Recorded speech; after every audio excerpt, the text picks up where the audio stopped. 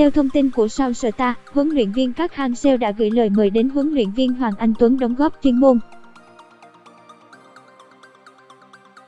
Liệu có khả năng ông Tuấn Con sẽ cầm quân ở SEA Games năm 2019? Trong ngày về Việt Nam, huấn luyện viên Park Hang-seo đã nói với truyền thông Hàn Quốc là ngồi lại bàn chuyện dẫn dắt một đội tuyển, thay vì ôm từ U22 đến tuyển Việt Nam. Trong buổi gặp VFF vào chiều ngày 19 tháng 2, ông Park làm việc với Tổng thư ký Lê Hoài Anh.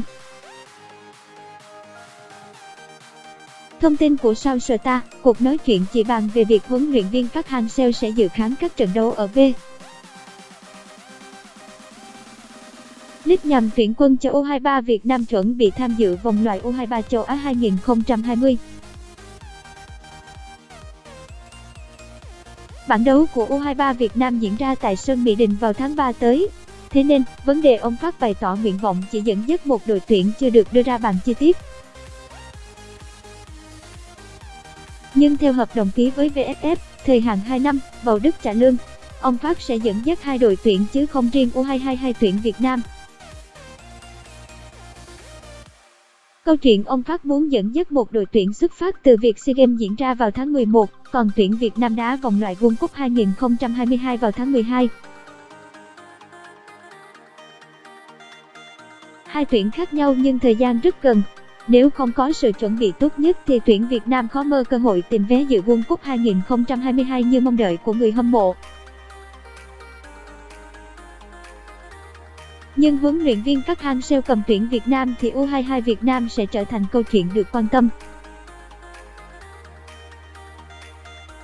Liệu có lần đầu giành được huy chương vàng sau nhiều năm chờ đợi, ai sẽ dẫn dắt U22 Việt Nam? Theo nguồn tin của Sao Star, ông Park Hang-seo đã mời huấn luyện viên Hoàng Anh Tuấn đóng góp chuyên môn vào sáng ngày 20 tháng 2.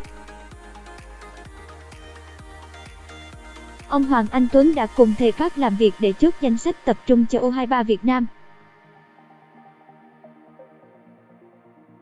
Huấn luyện viên Park sẽ dẫn dắt U23 Việt Nam đá vòng loại U23 châu Á 2020.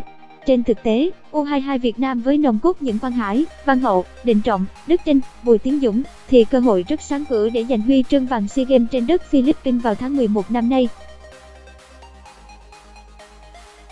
Lứa Quang Hải từng dự U20 World Cup 2017, người dẫn dắt là huấn luyện viên Hoàng Anh Tuấn. Phải chăng VFF nên cân nhắc trao cơ hội cho nhà cầm quân người Khánh Hòa? Đây được xem là sự chọn lựa hợp lý khi ông Park đã cho thấy được tài cầm quân và danh tiếng lẫy lừng. Một huấn luyện viên nổi tiếng như ông Park xuống cầm U22 sẽ mang đến sự khập khiễng nhất định.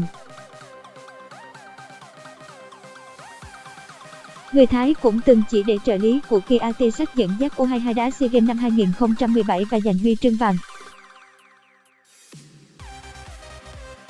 Nguyên nhân là Kia Artesak cần tập trung cho đội tuyển Thái Lan. Huấn luyện viên Hoàng Anh Tuấn là thầy của lứa Quang Hải sẽ có nhiều kinh nghiệm và dễ dàng tạo nên dấu ấn để mang đến thành công cho U22 Việt Nam. Hơn hết, nhiệm vụ của ông Hoàng Anh Tuấn cũng không khó khăn khi có tay lứa cầu thủ rất giỏi, nhiều kinh nghiệm và vô địch AFF Cup 2018.